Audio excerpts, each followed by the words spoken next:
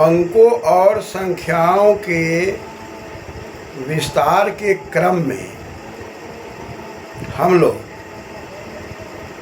अंकों में 1, 2, 3 पर विचार कर चुके हैं। आध्यात्मिक शक्ति में 1 ईश्वर के लिए, 2 जीवात्मा के लिए और 3 प्रकृति के लिए प्रयुक्त है। सृष्टि के अंदर ईश्वर, जीव, प्रकृति, इन तीनों को समझकर ही हम अपने जीवन में आगे विकसित हो सकते हैं। जब तीनों को हम समझ लेते हैं तब हम लोग 4 अंक पर विचार यदि करेंगे तो इसको चत्वारः कहा गया है। चत्वारः में चत स्वीकरणे धातु है। चत्यते स्वीक्रियते इति चत्वारः। चत धातु से वरच प्रत्यय होकर जस लगकर और सुपिच से दीर्घ होकर चत्वारः शब्द निरूपित है। हमें स्वीकार करना पड़ता है, ईश्वर है, जीव है, प्रकृति है। ईश्वर से अलग हटकर जीव प्रकृति के सानिध्य में आकर क्रियाकलाप करके अपने कर्मों के बल पर ऊंचाई की ओर जाता है।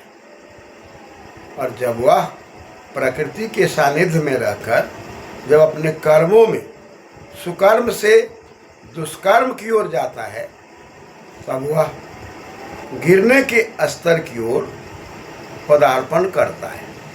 अतः हम कब गिरेंगे और कब ऊंचाई की ओर जाएंगे, इस पर चिंतन करने में हमें स्वीकार करना होगा कि हमको चतुर बनना होगा, बुद्धिमान बनना होगा, चिंतनशील बनना होगा, विवेकी बनना होगा। अतः 4 हमको सिखाता है कि चतुर बन जाओ, ईश्वर, जीव, प्रकृति के स्वरूप को स्वीकार लो।